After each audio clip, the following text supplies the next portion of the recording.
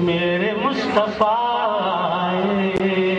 दावत हिदायत की एक हंसी शफक लेकर मेरे मुस्तफा मेरे मुस्तफा।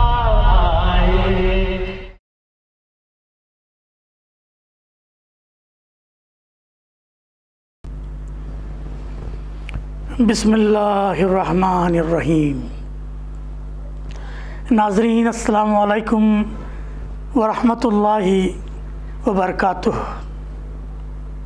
सीधी बात चैनल के अदबी प्रोग्राम फ़िक्र फ़न शेर व सुख़न में आपका खैर मक़दम है। मैं हूँ अज़ीज़ बेलगामी और हाज़िर हूँ आपकी खिदमत में फ़िक्र फ़न की 82वीं किस्त के साथ। नाज़रीन, हम समझते हैं कि बफ़ज़ल ताला किस्त नंबर 81 अब तक की तमाम किस्तों में सबसे ज़्यादा मकबूल साबित हुई है। बाज़ौक़ नाज़रीन की आरा का एक तांता बंधा हुआ है और अब भी बंधा हुआ नज़र आता है। मोहतरम आफ़ताब आलम शाहनूरी की हयात व ख़िदमात पर ये एपिसोड बहुत पसंद किया जा रहा है।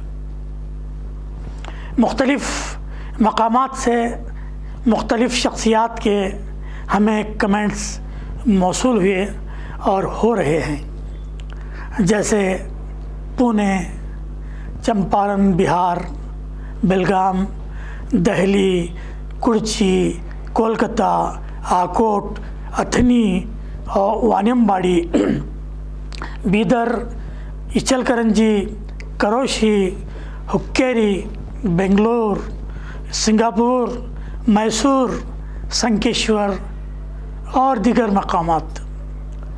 और जिन अहम शख्सियात ने अपनी गिराक़त आरा से नवाजा, उनमें यूसुफ़ नदीम, मुनीरा, फ़सीह अख्तर फ़सीह, महबूबी ख़ान, सैफ़ुल्लाह आबिद साहब, अयाज़ अहमद रशादी, रईस आज़म हैदरी, मोहम्मद इब्राहिम ख़ान, अताउर रहमान बिहार, खुमार दहलवी, कुदरतुल हक़, अकबर जाहिद अंबरीन, आइन समत खानापुरी, इरफान शाहनूरी, मोहम्मद नाजिम पटेल, फ़ातिमा खानज़ादे, आज़म शाहिद, आफ़ताब आलम शाहनूरी, आरिफ़ा वसीम इनामदार, डॉक्टर यासीन राही, सैयद इरफानुल्लाह, मोहम्मद ताजुद्दीन इलकल, कौसर जमाल, महबूब पटेल, शारिक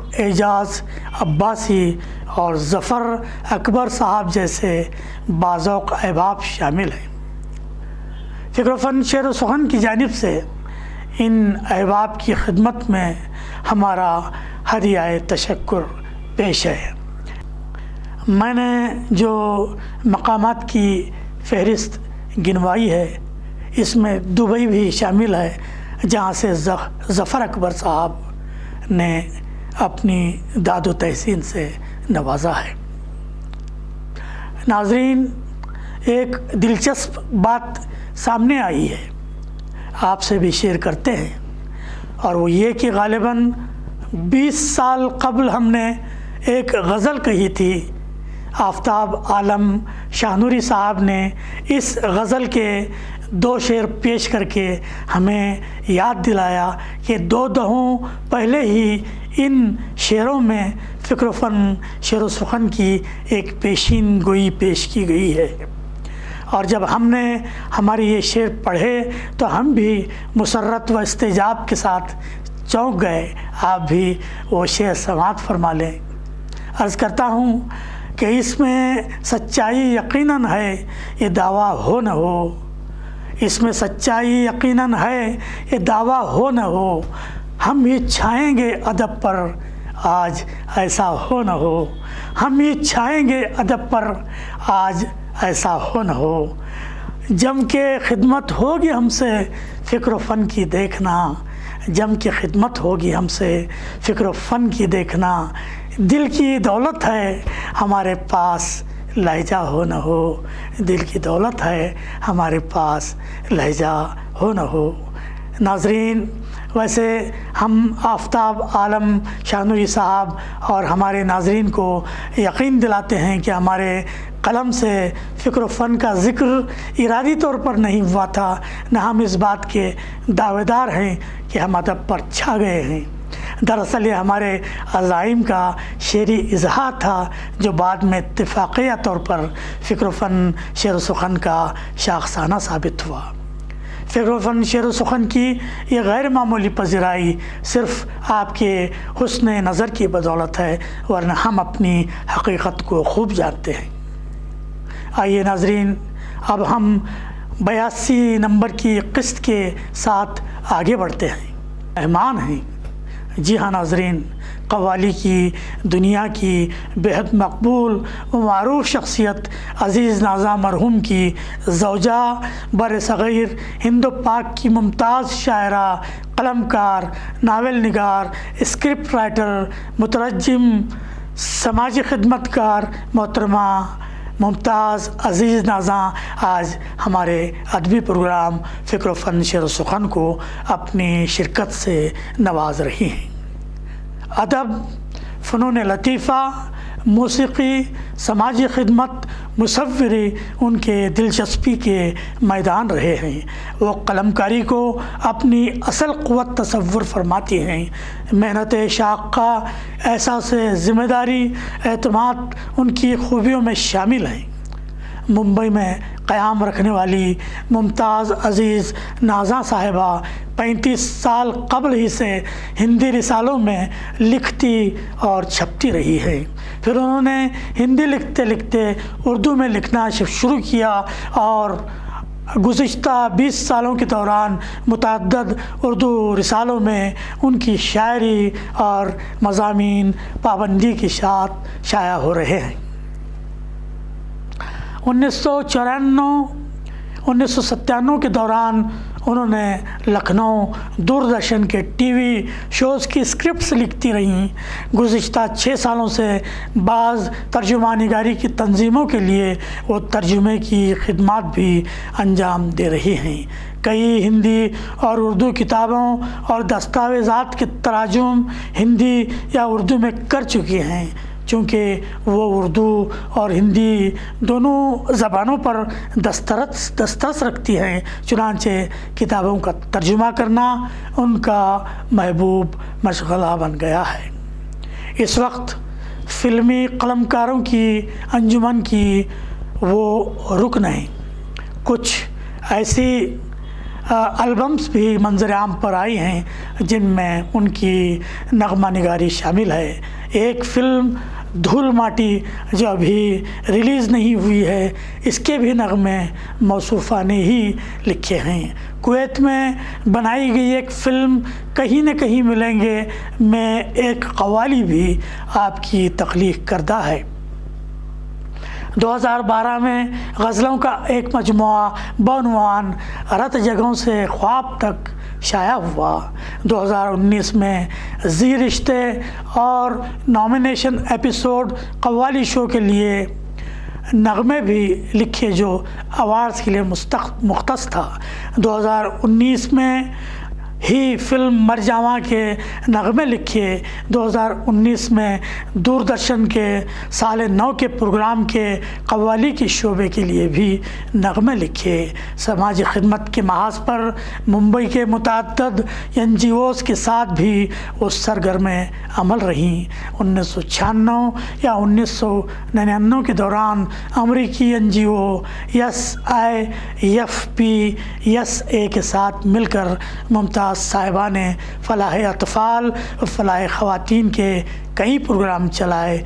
उनकी ख़ुद की अपनी एक NGO बनाम एडमायरिंग मेस्ट्रो अज़ीज़ नाज़ा भी है, जो फ़नकारों की फ़लाह के काम अंजाम देती है। 1984 ईस्वी में DG कॉलेज कानपुर से केमिस्ट्री, बॉटनी और ज़ूलॉजी के मज़ामीन के साथ उन्होंने अपनी ग्रेजुएशन मुकम्मल कर ली। 1982 ईस्वी में जोहारी देवी गर्ल्स कॉलेज कानपुर से हिंदी, अंग्रेज़ी, फ़िज़िक्स, केमिस्ट्री और बायोलॉजी में इंटरमीडिएट मुकम्मल कर लिया था और यहीं से 1980 ईस्वी में अपनी हाई स्कूल की तालीम हिंदी, अंग्रेज़ी, हिसाब, साइंस और बायोलॉजी के मज़ामीन के साथ मुकम्मल कर ली थी। इत्तेफाक की बात यह है कि हमारे भी कॉलेज के दौरान यही सब्जेक्ट्स हुआ करते थे। नाज़रीन, इनका तालीमी सफ़र जारी रहा। 1997 ईस्वी में SADAIC मुरीदपुर कॉलेज से उर्दू में भी इंटरमीडिएट किया। 1998 ईस्वी में जामिया उर्दू अलीगढ़ से अदीब कामिल और 1999 में जामिया उर्दू से मौल्लिम की तालीम मुकम्मल कर ली। मोहतरमा मुमताज़ साहिबा की पैदाइश 11 अप्रैल 1964 ईस्वी की है। फेसबुक, ट्विटर और लिंक्डइन पर अपनी तख्लीक़ात के साथ मुतहर्रिक हैं। परवाज़ मुमताज़ नाज़ा के नाम से ब्लॉग भी चलाती हैं। मुख्तलिफ़ अदबी महाज़ों पर सरगर्म अमल मोहतरमा मुमताज़ नाज़ा साहिबा बाज़ जिस्मानी आरिज़ों के बावजूद हम जैसे हट्टे कट्टे लोगों को अपनी सरगर्मियों से हैरान भी कर देती हैं और शर्मिंदा भी कर देती हैं। हमने अज़राए अक़ीदत उनके लिए 4 मिसरे कहे हैं। गर कबूल उफ्तद ज़हे इज़्ज़ो शरफ़। अज़ीज़ बेलगामी के 4 मिसरे समाअत फरमाइएगा। जहान फ़िक्र में मुमताज़ का है फ़न मुमताज़, जहान फ़िक्र में मुमताज़ का है फ़न मुमताज़। महक से उनके सुखन की हुआ चमन मुमताज़, महक से उनके सुखन की हुआ चमन मुमताज़। कलम की नोक पे नगमाते दिल फ़रेब की लय, कलम की नोक पे नगमाते दिल फ़रेब की लय। है उनके फ़न की तगोताज़, है उनके फ़न की तगोताज़ से सुखन मुमताज़, है उनके फ़न की तगोताज़ से सुखन मुमताज़। नाज़रीन, आइए ये देखते हैं कि ख़ुद मोहतरमा मुमताज़ अज़ीज़ नाज़ा साहिबा अपने बारे में क्या कहती हैं और मुख्तलिफ़ अदबी मौज़ूआत पर उनकी सोच क्या है। मोहतरमा मुमताज़ नाज़ा साहिबा, फ़िक्र फ़न शेर व सुखन की हमारी अपनी इस बज़्म में आपका दिली खैर मक़दम करता हूँ। ये बताएं कि आपकी अदबी, इल्मी, शेरी और तर्जुमा निगारी का सफ़र कैसा रहा और इस वक्त आपकी मसरूफ़ियात क्या कुछ हैं? हाँ, ये सारे काम करने की हिम्मत आप कैसे जुटा पाती हैं? अस्सलाम वालेकुम अज़ीज़ बेलगामी साहब, कैसे हैं आप? उम्मीद है कि आप बाखैर व आफ़ियत होंगे। जहाँ तक मेरी बात है तो मेरे लिए मेरा सफ़र काफ़ी हद तक आसान भी रहा है और किन्हीं मानों में काफ़ी मुश्किल भी रहा है। आसान इसलिए कि मुझे हमेशा से एक अदबी और इल्मी माहौल मिला है। मेरे पापा बहुत पढ़ने के शौकीन भी थे और ख़ुद भी वो लिखते रहते थे कि बहुत अच्छा लिखते थे, लेकिन वो हिंदी में लिखते थे। तो बचपन में हमारे यहाँ बहुत सारे अदबी रसाइल और जराइद आया करते थे। तो उनको जब घर का माहौल हो तो बच्चे अपने आप उसमें ढलने लगते हैं। तो मैं उनको देखती थी, पढ़ती थी किताबों को। तो एक ये तो बचपन से शुरू हो गया था।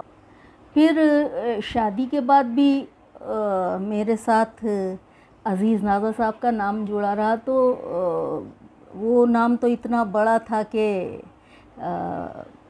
जैसे कि एक गीत है कि तेरे प्यार में बदनाम दूर दूर हो गए, तेरे साथ हम भी सनम मशहूर हो गए। तो वही बात रही कि उनके नाम के साथ नाम जोड़ने के वजह से मुझे लोग काफ़ी जानते हैं। और हमारे घर में अदबी नशिस्तें भी हुआ करती थीं। वो काफ़ी अदब के कदरदान थे। तो बड़े बड़े शोरा और उदबा हमारे यहाँ जमा होते थे और बड़े मज़े की गुफ्तगू रहती थी। तो उसकी वजह से भी मुझे काफ़ी कुछ सीखने का मौका मिला। दूसरे हमारे यहाँ हर महीना 50-60 किताबें आया करती थीं, उनका मुताला भी करती थी मैं। उससे भी मैंने काफ़ी कुछ सीखा। तो जैसे कह सकते हैं कि मेरी शोहरत का सबब ये मेरी रुसवाई है। तो उनके साथ जुड़ने के साथ मुझे बहुत फ़ायदा हुआ। जब बाद में मैंने अपना कलाम भेजना शुरू किया तो भी उनके नाम जुड़ा होने की वजह से मुझे बहुत फ़ायदा हुआ। और मेरे कलाम को अच्छे बड़े रिसालों में जगह मिली, जैसे शायर में और इंशा में, और भी बहुत सारे रिसाइल में मुझे जगह मिली। तो इसके लिए मैं खुशकिस्मत मानूंगी अपने आप को। और दूसरी बात, जब अगर मुश्किलात की बात करें तो सबसे बड़ी मुश्किल मुझे ये पेश आई कि मुझे उस्ताद नहीं मिला। मुझे बरसों तक कोई उस्ताद नहीं मिला। तो मेरे लिए ये बड़ा तशवीश का मकाम रहता था कि मैंने जो लिखा है, क्या लिखा है, अच्छा लिखा है, ख़राब लिखा है, उसमें कुछ गलती है या नहीं है, ये मैं नहीं समझ पाती थी। फिर ऐसा हुआ कि एक बार मैंने अतीक़ साहब को अपनी कुछ गज़लें, तवाज़ुन के जो मुदीर थे, उनको अपनी कुछ गज़लें भेजी। तो उन्होंने बड़ा तफसीली जवाब मुझे लिखा और एक एक शेर में क्या बारीकी, क्या कहाँ गलती, उन्होंने मुझे समझाया। तो मैं उनकी हमेशा ताज़िंदगी ममनून रहूँगी कि उन्होंने मुझे काफ़ी कुछ सीखने का मौका दिया। फिर सईद रहमानी साहब, जो उस वक्त अखबार उड़ीसा निकाल रहे थे, अब पता नहीं इस वक्त निकल रहा है कि नहीं, तो उनको भी मैंने कुछ अपनी गज़लें भेजी थी। उन्होंने भी बड़ा तफसीली जवाब दिया, मुझे बहुत कुछ समझाया, बहुत कुछ सिखाया। तो ये दो हज़रात जो है, इनसे मेरी सीखने की शुरुआत हुई। दूसरे, फिर जब मैं फ़ेसबुक में आई तो यहाँ बड़े अच्छे शोरा हज़रात थे। तो उन्होंने भी मुझे कई बार मेरी गज़लों में अगर कुछ गलती रही तो मुझे इनबॉक्स में आके बताया, उसको मुझे सुधारने का मौका मिला और उससे कुछ सीखने का मौका मिला। तो इस तरह से मुझे गज़लें, ये शायरी सीखने का मौका मिला। हाँ, फिर मैंने अरूज़ के किताबें भी मैंने मुताला की और फिर तो एक सिलसिला चल निकलता है, तो फिर सब कुछ आसान हो जाता है। तो इस तरह से मेरा सफ़र रहा है। फिर मैं नाम भी उन हज़रात के ज़रूर लेना चाहूँगी, नहीं तो नाइंसाफ़ी होगी। इसमें मोहम्मद आज़म साहब हैं, मलिक नवेद साहब हैं, असरार राज़ी साहब हैं, आदिक भारती साहब हैं, अब्दुल वहाब सुखन साहब हैं, और इस तरीके के और भी कई लोग, शायद इस वक्त नाम मेरे जहन से निकल रहा है। फिर सूरज प्रकाश जैसे कुछ राइटर्स मुझे मिले, जिनकी तहरीरों से तो सीखा ही मैंने। उन्होंने बराह रास्त भी मुझे काफ़ी रास्ता दिखाया कि आप इस तरीके से, आप फ़लाँ साइट पे जाइए, आप यहाँ पे मैं एक नावल लिख रही थी, तो उन्होंने बताया मुझे कि इस नावल को आप वहाँ पे दीजिए, तो वहाँ से आपको पैसा भी मिलेगा और वो आपके नावल को शाया भी करेंगे। तो इस तरीके से मुझे बहुत से अच्छे अच्छे लोग मिले जिन्होंने मुझे बहुत मदद की इस मामले में। माशाअल्लाह मुमताज़ साहिबा, किसी उस्ताद के बग़ैर आपकी ज़िंदगी का ये सफ़र दिलचस्प भी है और सबक आमोज़ भी। बहुत खूब। मोहतरमा मुमताज़ साहिबा, अब हम तर्जुमा निगारी की तरफ बढ़ते हैं। तर्जुमा निगारी के मैदान में आज खाल खाल ही लोग नज़र आते हैं। तर्जुमा निगारी की जानिब आपका ये रुझान काबिल सताइश है। इस जानिब तवज्जो आपकी कैसे मबज़ूल हुई और इस सिलसिले में आप मज़ीद क्या कुछ कहना पसंद फरमाएंगी? जी, ये तर्जुमा निगारी का जो फ़न है ये काफ़ी अहम मैं समझती हूँ इसको। और कई बार ऐसा होता है कि हम कोई चीज़ पढ़ते हैं, बहुत अच्छी लगती है, तो हमें लगता है कि हम सब तक इसको जहाँ जितने लोगों को पढ़ा सकें उनको पढ़ाएं। तो लेकिन हर कोई इंग्लिश नहीं जानता, या हर कोई हिंदी नहीं जानता, या हर कोई उर्दू नहीं जानता। तो मुझे बहुत अच्छा लगता है कि मैं उनकी ज़बान में उनको वो चीज़ तर्जुमा करके पहुंचा दूं। दूसरी बात ये है कि मैं पढ़ने की बहुत शौकीन हूँ, और आजकल काफ़ी दिनों से मैं इतनी मसरूफ़ रहती हूँ कि मुझे पढ़ने का मौका नहीं मिलता है। किताबें अभी भी मैं मंगाती हूँ, पढ़ी रहती हैं, लेकिन मौका ही नहीं मिलता है।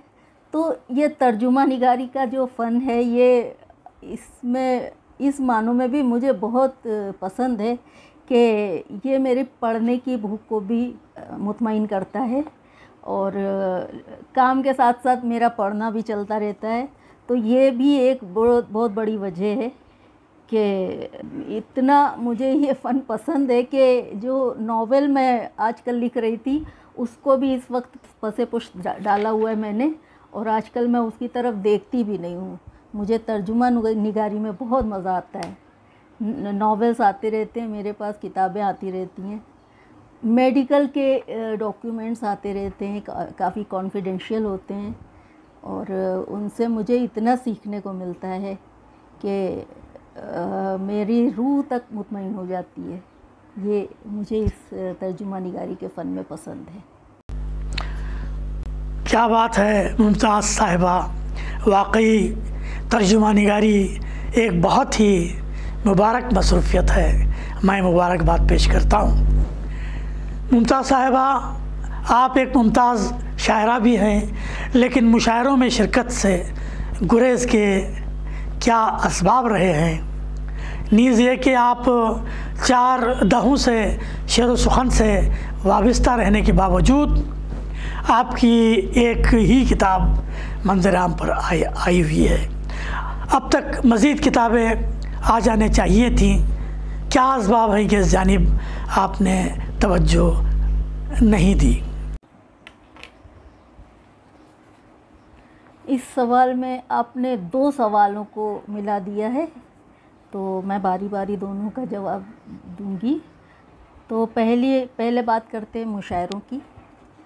तो ऐसा है कि 1999 तक तो मैं अपने मौसीकी के और गुलकारी के कैरियर में बहुत बिज़ी थी, और भी कई काम थे। मैं हमेशा कई काम एक साथ लेके चलती हूँ, क्योंकि मैं एक टर्म होता है इंग्लिश में वर्काहॉलिक, तो मैं अपने आप को वर्काहॉलिक ही मानती हूँ, क्योंकि मुझे खाली बैठा नहीं जाता है। मैं खाली बैठूँ तो मुझे बहुत उलझन होती है कि मैं क्या, मेरा पूरी ज़िंदगी बर्बाद हुई जा रही है। तो मैं कुछ ना कुछ काम उठा लेती हूँ, फिर करती रहती हूँ। तो 1999 तक मैं अपने गुलकारी और मौसीकी के कैरियर में बहुत बिज़ी थी, तो तब तक तो वक्त मिलने का सवाल ही नहीं उठता था। उससे पहले मैं अपनी घर गृहस्थी में काफ़ी बिज़ी रही। फिर 99 में एक हादसे में मैं चलने फिरने से कासिर हो गई, और कई सालों तक बेड पे रहना पड़ा मुझे। फिर उसके बाद थोड़ा चलने फिरने का जब मौका मिला, तो मैंने अपनी पब्लिक लाइफ को वापस फिर अपनाने के लिए थोड़ा मैं लोगों से मिलने जुलने लगी, थोड़ा आने जाने लगी, कुछ मुशायरे भी पढ़े, और थोड़ा अच्छा कैरियर लग रहा था कि अब थोड़ी गाड़ी चल निकली है। तो 2014 की बात है, एक और ऑपरेशन मेरा हुआ। थोड़ा उठने बैठने में मुझे दिक्कत होती थी, तो एक और ऑपरेशन हुआ, तो उससे मेरी दिक्कत दूर होने की बजाय जो जितना मैं चल फिर पाती थी वो भी ख़त्म हो गया और मैं फिर बिस्तर की कैदी बन गई। और इस तरह से फिर 6-7 महीना मैं कानपुर गई थी इलाज कराने, ऑपरेशन कराने। तो 6-7 महीना मुझे वहीं रहना पड़ा। जब ठीक ही नहीं हो पाई तो चलने का कोई सवाल ही नहीं था। फिर जब मैं वहाँ से वापस आई तो मेरे हालात ने मुझे डिप्रेशन के एक गहरे गार में धकेल दिया और फिर काफ़ी दिनों तक मैं उसी डिप्रेशन में, उसी इंतशार में मैं मुब्तला रही। फिर मैंने कुछ दवाइयों के बल पे और कुछ अपने विल पावर के बल पे मैंने अपने डिप्रेशन से निजात पाई और व्हील चेयर के सहारे कुछ अब चुनिंदा नशिस्तों में मैं हिस्सा ले लेती हूँ। ज़्यादा इसलिए नहीं क्योंकि पहली बात तो जो मुशायरों के दावतनामे आते हैं मेरे पास, उनको जब मैं ये बताती हूँ कि मैं चल फिर नहीं सकती तो वो ख़ुद भी पीछे हट जाते हैं। और दूसरी बात, अगर मैं जाऊँ भी तो शायद स्टेज पे ही ना चढ़ सकूँ, तो इसलिए मैंने ख़ुद को मुशायरों से अलग रखा हुआ है। और ऐसी कोई बात नहीं है। इंशाअल्लाह अगर ऑपरेशन हुआ मेरा, ठीक हो गई, तो मैं ज़रूर पढ़ना चाहूँगी मुशायरे। दूसरी बात, अब दूसरे सवाल पे आते हैं। तो जैसा कि आपको मालूम ही है कि किताबें शायर लोग अपने पैसे खर्चा करके छपवाते हैं। तो बात ये है कि पहले मैं किताब छपवाऊँ, पैसा खर्चा करूँ, उसके बाद मैं लोगों को ये इसरार करूं कि आप मेरी किताब पढ़ लीजिए। तो ये मुझे अपने फ़न की हद तक महसूस होती है। इसलिए मैं नहीं चाहती कि मैं ज़बरदस्ती लोगों को मजबूर करूं कि भाई आप मेरे को पढ़ो। वैसे इश्तियाक सईद साहब से मेरी 2 बार इस बारे में बात हुई थी। पहली बार बात हुई थी, ये 2013 का मामला है। तो मैंने मसविदा भी तैयार कर लिया था, लेकिन उसके बाद यही मैंने अभी आपको बताया कि ऑपरेशन हुआ, फिर डिप्रेशन में चली गई, तो उस वजह से फिर ये मामला टल गया। फिर दूसरी बात क्या हुई कि अभी ये 2019 में मेरी फिर उनसे बात हुई थी और फिर मैं मसविदा तैयार करने में लग गई।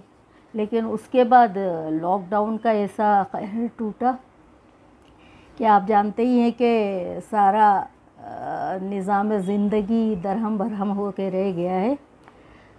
तो उम्मीद करती हूँ कि इस कहर से जल्दी निजात मिल जाएगी और फिर से आपको मेरी किताब मंज़र आम पे मैं लाऊँगी और आपके हाथ में होगी। आपके एक्सीडेंट्स और डिप्रेशन के मराहिल के बारे में जानकर मुझे ज़ाती तौर पर बेहद अफसोस हुआ। अल्लाह ताला आपको हर तरह से सेहतमंद रखे, आमीन। जहाँ तक आपके मजमू कलाम की बात है तो आपके साथ इश्तियाक साहब जैसा मावीन मौजूद है, तो ज़ाहिर है ये मुबारक काम ज़रूर और जल्द अंजाम दिया जाना चाहिए। हम आपकी किताब के मुंतज़र हैं। मुमताज़ साहिबा, अब आप हमारे नाज़रीन को भी और मुझे भी अपने कलाम से नवाजें। आपके कलाम को सुनने के हम मुश्ताक़ हैं। जी ज़रूर। मैंने आपके नाज़रीन के लिए एक गज़ल और एक नज़्म का इंतख़ाब किया है। तो सबसे पहले गज़ल के चंद अशार हाज़िर खिदमत करूँगी। तो मतलब मुलाहिज़ा कीजिएगा कि क़स्दे जान टूट गया, क़स्दे वफ़ा टूट गया, क़स्दे जान टूट गया, क़स्दे वफ़ा टूट गया और एक ही ज़र्ब में मिट्टी का खुदा टूट गया। क़स्दे जान टूट गया, क़स्दे वफ़ा टूट गया, क़स्द जहाँ टूट गया, अहद वफ़ा टूट गया, और एक ही ज़र्ब में मिट्टी का खुदा टूट गया। और आँख में चुभने लगी किरचें तो एहसास हुआ, आँख में चुभने लगी किरचें तो एहसास हुआ कि ख्वाब के साथ मेरा ख्वाब नुमा टूट गया। आँख में चुभने लगी किरचें तो एहसास हुआ कि ख्वाब के साथ मेरा ख्वाब नुमा टूट गया। और वक्त की चाल में दुनिया ही बदल जाती है, वक्त की चाल में दुनिया ही उजड़ जाती है। क्या हुआ तेरा जो ख्वाब ज़रा टूट गया। वक्त की चाल में दुनिया ही उजड़ जाती है। क्या हुआ तेरा जो ख्वाब ज़रा टूट गया। और दिल से हम खेला किए थे तो यही होना था, दिल से हम खेला किए थे तो यही होना था। आईना छूट के हाथों से गिरा, टूट गया। दिल से हम खेला किए थे तो यही होना था। आईना छूट के हाथों से गिरा, टूट गया। और ज़लज़ला आया था इस आलमे हस्ती में कि फिर, ज़लज़ला आया था इस आलमे हस्ती में कि फिर एहतसाब इसका ज़रूरी है कि क्या टूट गया। ज़लज़ला आया था इस आलमे हस्ती में कि फिर एहतसाब इसका ज़रूरी है कि क्या टूट गया। और अब करें भी तो तबाही का गिला किससे करें, अब करें भी तो तबाही का गिला किससे करें। रेत का घर हुआ सैलाब ज़दा, टूट गया। अब करें भी तो तबाही का गिला किससे करें। रेत का घर हुआ सैलाब ज़दा, टूट गया। और साथ था भीगी रुतों में तो हर एक अहद वफ़ा, साथ था भीगी रुतों में तो हर एक अहद वफ़ा। और तपते सहराओं में इक़रार तेरा टूट गया। साथ था भीगी रुतों में तो हर एक अहद वफ़ा, तपते सहराओं में इक़रार तेरा टूट गया। और उसके हाथों से कहाँ टूटी थी जज्बात की डोर, उसके हाथों से कहाँ टूटी थी जज्बात की डोर। जो मेरे हाथों में था वो ही सिरा टूट गया। उसके हाथों से कहाँ छूटी थी जज्बात की डोर। जो मेरे हाथों में था वो ही सिरा टूट गया। और आखिरी शेर हाजिर कर रही हूँ कि आज फुर्सत है तो कुछ सैर ज़रा बातिन की, आज फुर्सत है तो कुछ सैर ज़रा बातिन की। जायज़ा लेने दे क्या बाकी है क्या टूट गया। आज फुर्सत है तो कुछ सैर ज़रा बातिन की। जायज़ा लेने दे क्या बाकी है क्या टूट गया। और मक्ता हाजिर कर रही हूँ कि तुमसे क्या जुर्म हुआ हमसे कहाँ भूल हुई, तुमसे क्या जुर्म हुआ हमसे कहाँ भूल हुई। कैसे मुमताज़ ये रिश्तों का सिरा टूट गया। तुमसे क्या जुर्म हुआ हमसे कहाँ भूल हुई। कैसे मुमताज़ ये रिश्तों का सिरा टूट गया, कैसे मुमताज़ ये रिश्तों का सिरा टूट गया। एक नज़्म आपकी खिदमत में पेश कर रही हूँ। नज़्म का उन्वान है मजबूरी। और ये नज़्म मैंने उन बच्चों को डेडिकेट की है, छोटे छोटे बच्चे, 5 साल के, 6 साल के, 8 साल के छोटे छोटे बच्चे जिनको उनके माँ बाप कमाने के लिए शहर भेज देते हैं। मैं जज्बात को कितना ज़ाहिर कर पाई हूँ ये तो मैं नहीं जानती, लेकिन मैंने अपनी तरफ से पूरी कोशिश की है। मुलाहिज़ा कीजिएगा कि न जाने कितने आंसू कितनी यादें लेके आया हूँ, न जाने कितने आंसू कितनी यादें लेके आया हूँ। मेरी माँ गाँव में है मैं कमाने शहर आया हूँ। न जाने कितने आंसू कितनी यादें लेके आया हूँ। मेरी माँ गाँव में है मैं कमाने शहर आया हूँ। तो सुबह दम मुँह अंधेरे सेठ जब मुझको उठाता है, सुबह दम मुँह अंधेरे सेठ जब मुझको उठाता है। ज़रा कुछ देर हो तो गालियाँ मुझको सुनाता है। मुझे तब माँ का ममता से जगाना याद आता है। मेरा करवट बदल कर लेट जाना याद आता है। वो माँ का प्यार से बालों को सहलाना भी याद आए। वो माँ का प्यार से बालों को सहलाना भी याद आए। मुझे वो डांटना फिर हंस के बहलाना भी याद आए। मैं दिन भर काम करके जब थकन से चूर होता हूँ, मैं दिन भर काम करके जब थकन से चूर होता हूँ, बताता मैं नहीं माँ को मगर छुप छुप के रोता हूँ। जो सपने मैंने माँ की गोद की इशरत में देखे थे, मैं मजबूरी के धागों से वही सपने पिरोता हूँ। किसी बच्चे के हाथों में खिलौना देखता हूँ जब, मुझे अपने वो मिट्टी के खिलौने याद आते हैं। किसी बच्चे के हाथों में खिलौना देखता हूँ जब, मुझे अपने वो मिट्टी के खिलौने याद आते हैं। कोई बेफिक्र बच्चा गोद में जब माँ की सोता है, वो माँ की गोद के सपने सलोने याद आते हैं। यहाँ फुटपाथ की नंगी ज़मीं है और मैं तन्हा, यहाँ फुटपाथ की नंगी ज़मीं है और मैं तन्हा, तड़प के रो भी लूँ खुद ही, मैं खुद ही चुप भी हो जाऊँ। वो लोरी जो मेरी माँ थपकियाँ देकर सुनाती थी, उसे गाऊँ मैं खुद ही और गाते गाते सो जाऊँ। मेरा वो गाँव का घर जिसमें माँ है, माँ की ममता है। मेरा वो गाँव का घर जिसमें माँ है, माँ की ममता है। बहुत कुछ उसमें है लेकिन फ़कत रोटी नहीं मिलती। मेरा वो गाँव का घर जिसमें माँ है, माँ की ममता है। बहुत कुछ उसमें है लेकिन फ़कत रोटी नहीं मिलती। मेरी माँ और भाई पी के पानी लेट जाते हैं कि जिस दिन मेरी बेवा माँ को मज़दूरी नहीं मिलती। तभी तो शहर आया हूँ मैं दो रोटी कमाने को। तभी तो शहर आया हूँ मैं दो रोटी कमाने को। मुझे तकलीफ़ है लेकिन उन्हें आराम मिलता है। इसी एहसास से मैं दर्द सारे भूल जाता हूँ। मेरी हर बेबसी का एक यही इनाम मिलता है। न जाने कितने आंसू कितनी यादें लेके आया हूँ।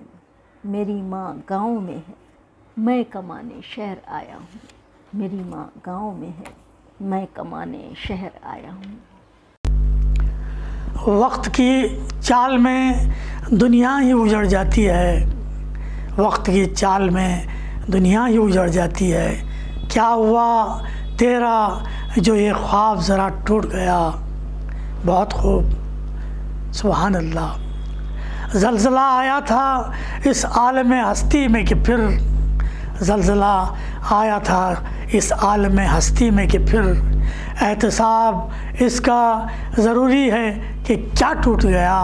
एहतसाब इसका ज़रूरी है कि क्या टूट गया। सुभान अल्लाह, बहुत आला। उसके हाथों से कहाँ छूटी थी जज्बात की डोर। उसके हाथों से कहाँ छूटी थी जज्बात की डोर। जो मेरे हाथों में था वो ही सिरा टूट गया। जो मेरे हाथों में था वो ही सिरा टूट गया। बहुत शानदार गज़ल सुनाई आपने मुमताज़ साहिबा। आपकी नज़्म मजबूरी भी आपके मिजाज की रक़ीक़ुल क़ल्बी की गम्माज़ भी है। आपने हमारी पलकों को भी नम कर दिया है।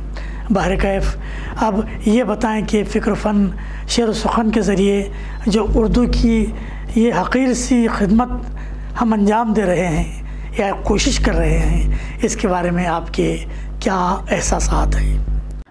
बेशक फ़िक्र फ़न शेर व सुख़न के इस स्टेज से आप उर्दू की बेहतरीन खिदमत अंजाम दे रहे हैं और इसके लिए आप मुबारकबाद के मुस्तहक़ हैं। दर हकीकत उर्दू की शीरीनी अनगिनत लोगों को अपनी ओर मुतवज्जा करती है, लेकिन रस्मुल ख़त की मुश्किलात की वजह से इसे बहुत कम लोग अपना पाते हैं। तो समात और बसारत पर मुबनी इस मीडिया यूट्यूब के ज़रिए मैं उम्मीद करती हूँ कि इस ज़ुबान को, जिसकी धूम अब हिंदुस्तान ही नहीं बल्कि वाकई सारे जहां में हो चुकी है, उसे आप ज़्यादा से ज़्यादा लोगों तक पहुंचाने में कामयाब रहेंगे और उर्दू की खिदमत ऐसे ही अंजाम देते रहेंगे। आपकी हिम्मत अफजाइयों का बहुत बहुत शुक्रिया मुमताज़ साहिबा। इसी तरह फ़िक्र व फ़न की पीठ थपकते रहें ताकि इसे मज़ीद बुलंदियों की तरफ ले जाया जा सके। अब आप आखिर में हम चाहेंगे कि नौजवान और नौ मश्क कलमकारों को आप अपने तजुर्बात की रोशनी में एक मौसर पैगाम से नवाजें और इन नौजवानों को हौसला दें। अज़ीज़ साहब, आप बज़ाते ख़ुद एक शायर हैं और फेसबुक पर भी मुतहर्रिक हैं, तो आप इस बात पर मुझसे मुत्तफ़िक़ होंगे कि शायरी को आजकल बड़ी आसान सिन्फ़ माना जाने लगा है। जिसे देखिए वही शायरी करने पर तुला हुआ है और बल्कि लोग ख़ुद को उस्ताद भी समझने लगे हैं, इसमें भी कोई शक नहीं है। तो मैं नौ मश्क शोरा को यही सलाह देना चाहूँगी कि अगर शायरी से रग़बत है तो बहुत अच्छी बात है, लेकिन शायरी कहने से पहले शायरी सुनने की, पढ़ने की आदत डालिए, क्योंकि आप जितना अच्छा पढ़ेंगे उतना अच्छा आप लिखेंगे। दूसरी बात कि अच्छे शोरा को पढ़िए। आजकल अरूज़ की बाज़ार में कई किताबें मौजूद हैं, उनको पढ़िए। और हिंदी में भी किताबें मौजूद हैं, जिनको हिंदी उर्दू रस्मुल ख़त नहीं आता है। हालांकि मैं कहना चाहूँगी कि अगर आपको शायरी का शौक़ है और आप उर्दू ज़बान में शायरी करते हैं तो आप उर्दू रस्मुल ख़त को ज़रूर सीखिए, उससे आपको बहुत मदद मिलेगी और आप अच्छी शायरी कर पाएंगे।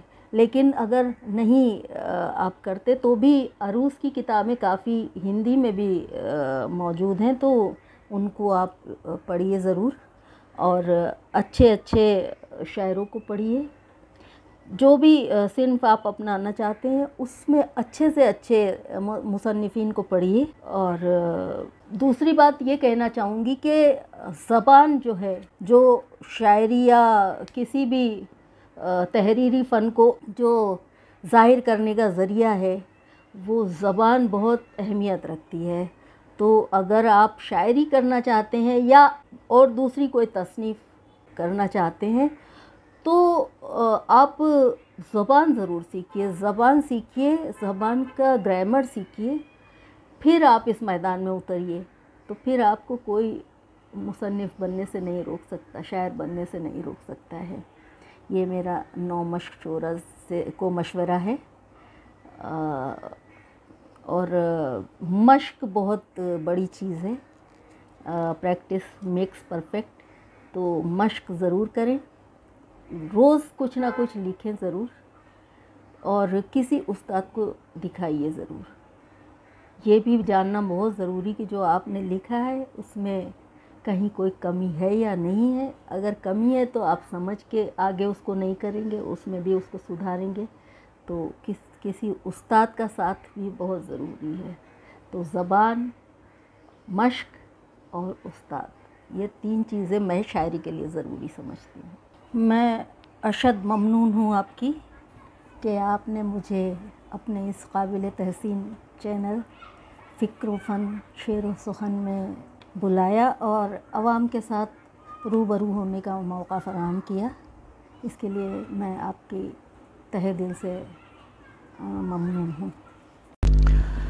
जी हाँ मुमताज़ साहिबा, ज़बान, मश्क, उस्ताद, मैं समझता हूँ हमारे नौजवान कलमकारों को इस तिकोन से ज़रूर फ़ायदा उठाना चाहिए।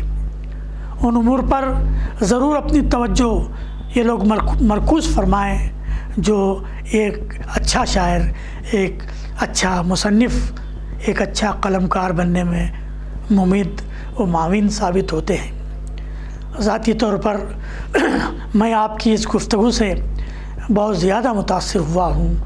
अल्लाह ताला आपको जज़ाए खैर से नवाजे कि आपने अपनी ज़िंदगी के बेहतरीन लम्हात को फ़िक्र फ़न शेर सुखन के लिए वक्फ़ फरमाया। सीधी बात चैनल की जानिब से, फ़िक्र फ़न शेर सुखन की जानिब से, हमारी मेहनती और बासलाहियत फ्लोर टीम की जानिब से हम आपका शुक्रिया अदा करते हैं। और ज़ाती तौर पर मैं ख़ुद भी आपका शुक्रगुज़ार हूँ कि आज के एपिसोड में आपने हमें अपनी माहियत से नवाजा। नाज़रीन, ये थी मोहतरमा मुमताज़ अज़ीज़ नाज़ा साहिबा, जिनके दिल फरेब ख़यालात से हम सब मुस्तफ़िद हो रहे थे। हमारा वक्त ख़त्म हो चला है।